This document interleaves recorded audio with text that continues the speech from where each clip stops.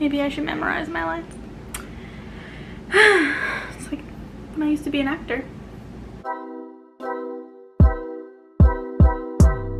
Hi, I'm Jana June, and I've worked as a costume designer and in the costume field for theater and film for about the last 10 years, and I want to talk about the Bridgerton costumes and how well they did their job. This is not solely about historical accuracy. While that's an important element in period drama, costuming is not about recreation. Costume design is visual storytelling. It's there to tell us about a character, their role within the story, and to world build. As the Bridgerton costume designer Ellen Marashnik herself says, you start with the history and then you get creative with it. Bridgerton is over-the-top fantasy, and the costumes needed to match that energy. Costuming also aims to bridge the gap between what people actually wore and what modern audiences will understand. This is not to say that people today could not possibly understand the visual language of fashions from the past. It's absolutely been done. But it's something to be taken into account when trying to tell as much as possible about the character and the story without dialogue. So I will be reviewing the costumes based on how well they told the story and represented the characters, keeping historical accuracy in mind as an element, but not the most important one. One of the biggest negatives for me was the representation of wearing a corset. The opening scene is one we've all seen before. A woman tight-lacing to get into a dress that's too small for her as a symbol of female oppression. Boring. First of all, it's wildly inaccurate.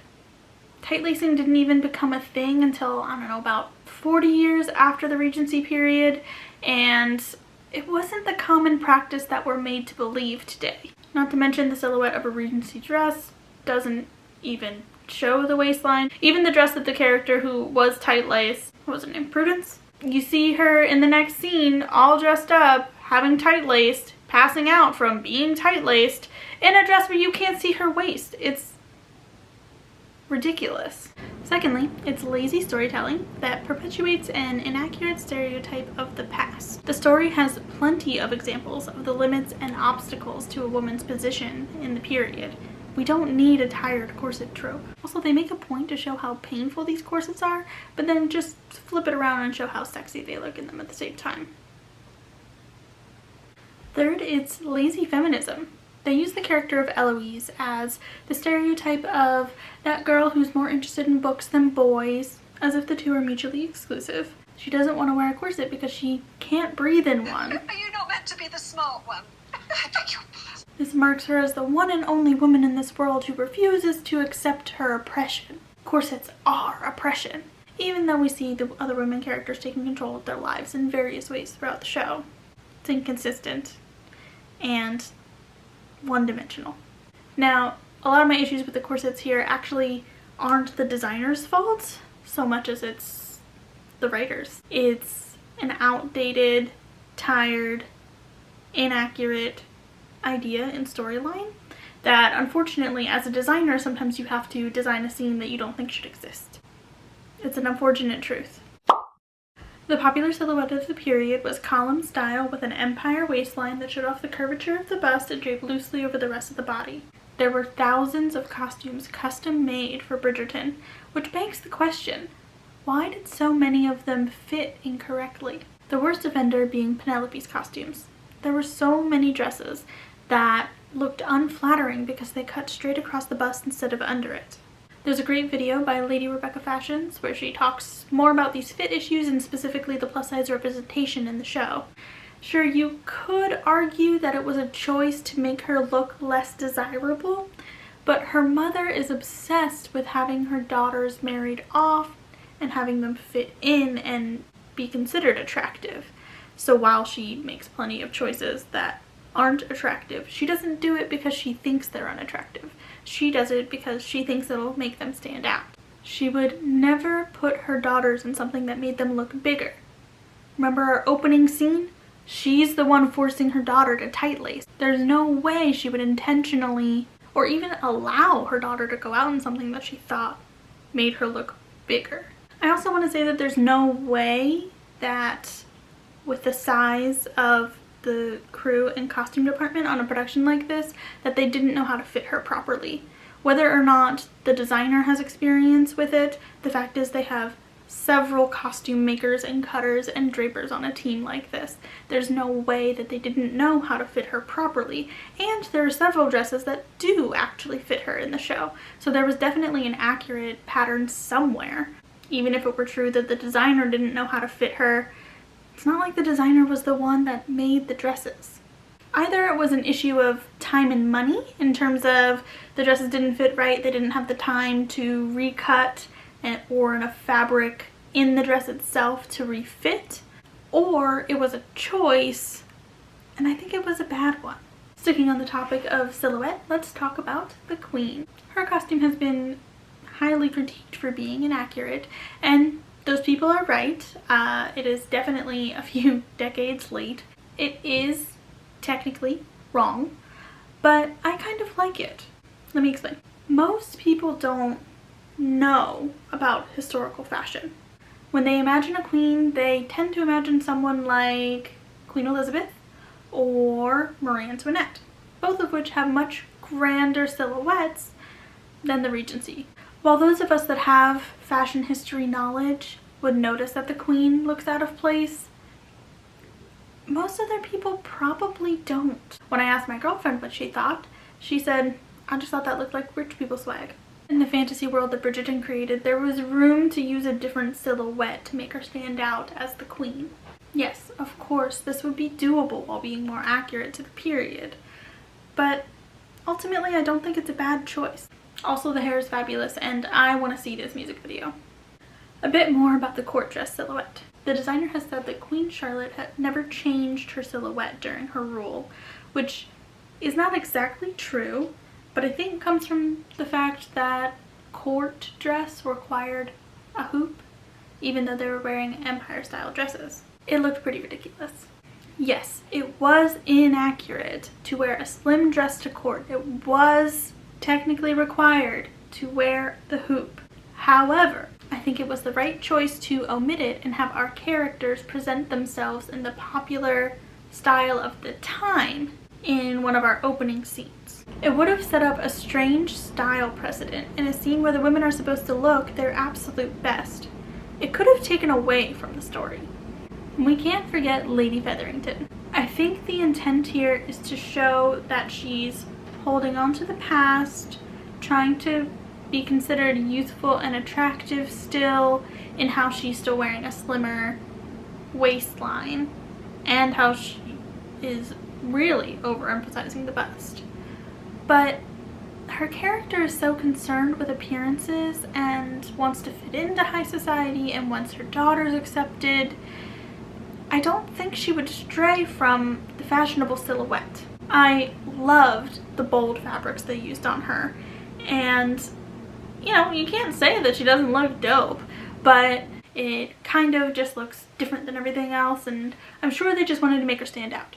I think it would have been better to put her in a more accurate cut column style dress, but then include some really over-the-top headwear. They did so many awesome things with the hair and the headpieces in this show, and I wish they'd just gone further with it. She could have been so ostentatious and gaudy and tacky, which is how everyone's supposed to look at her, just with those pieces, but it would have been fabulous. You know, it really could have been so much better, and that's why I'm not a fan of it. Also, the weird bust line for no reason. Our two main families are the Bridgertons and the Featheringtons, and their color palettes are at odds with each other, just as the families are very different. The Bridgertons are subtle and elegant, just like their powdery blues and sometimes soft purples, and then the men often wear navy to have a more masculine look. The Featheringtons are loud and gauche. They wear yellows, oranges, pinks, anything really bright. Sometimes they stray from those colors, but they're always really vivid. Lady Featherington even mentions the family colors when she decides to actually help Marina find a husband. That's what leads to this scene where we see Marina and Penelope almost in very similar dresses. However, notably, Marina's is much softer partially to denote that she's not fully a Featherington, partially to make her look more attractive. But I think it's important to note that the color is actually very similar, except Penelope's is more vivid and more sickly and slightly more green. I think this is important foreshadowing. The colors are very close at this point because they are still very close, but her attitude will soon change toward her in a very envious direction. Mina Lee mentions in her awesome video that Lady Featherington in the book version says that green is too melancholy of a color, and that's why Penelope can't wear it. But then points out how green is one of the main colors used in their house decoration. Now, I disagree that this should be considered some kind of inconsistency. This line doesn't exist in the show. Canon in the books versus the show version or any adaptation are not always the same. A designer takes the information into consideration, but we're telling a story in two different mediums, therefore we're not always going to follow the same exact rules. Green is the perfect backdrop for the Featheringtons to show their envy and jealousy and greed. Mina also brings up that Penelope is aware that yellow is not an attractive color on her, and mentions in a scene that her mother would never let her wear this soft pink and blue dress. But then she goes on to say why would she ever wear pink around her mother in other scenes if it were true that she wasn't allowed to wear pink. I don't think the point of that moment is the color pink. I think the point of the moment is the fact that the dress is so soft and sweet. Even when she wears pink around her mother, it is loud and bright and hurts your eyes a little bit. The dress Penelope wears in this scene is a perfect mishmash between all of Marina's white and pink flower dresses and the Bridgerton blue. She is showing Colin so badly that she wants to be a Bridgerton and she's trying to be more like Marina to get his attention.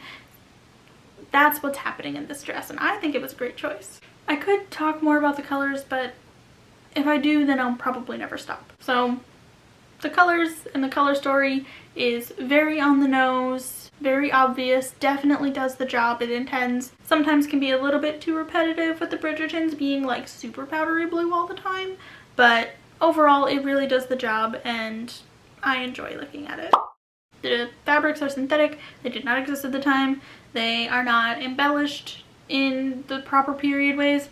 That's fine, you know, whatever. The fabrics are part of the fantasy, over-the-top, embellished look.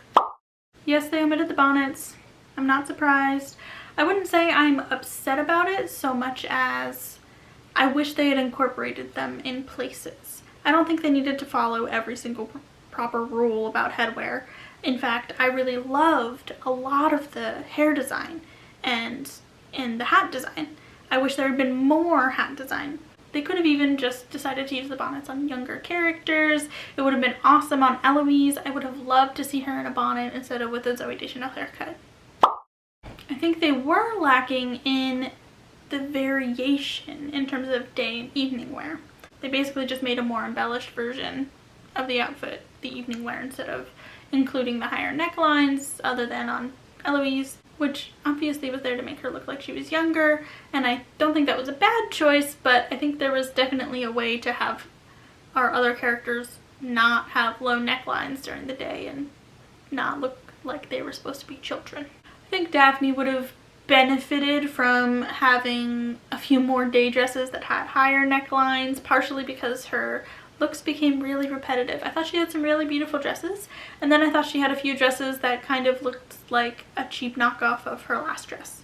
There was just a few that it didn't feel like there needed to be another dress for that scene. I would have rathered her just wear the same dress more than once. People in real life didn't wear a new outfit every single day. Fabric was extremely costly, even for the wealthy. They did not have this many outfits. They just didn't. I understand that they were trying to play into the fantasy of dress up and all these things.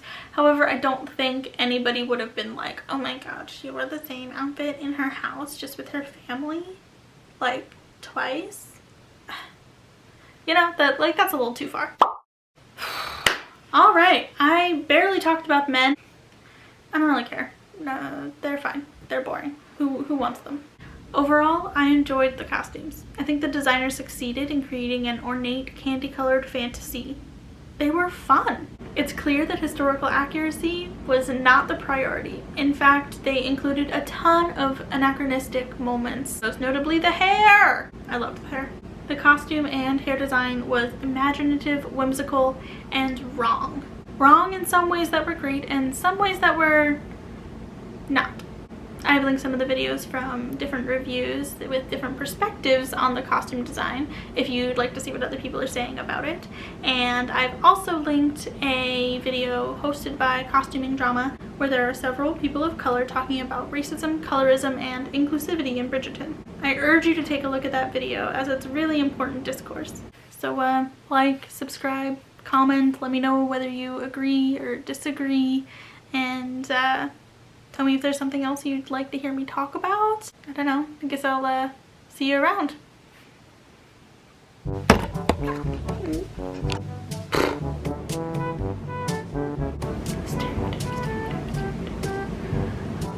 Am I using too many big words in the sentence? Is that the problem? First of all, it's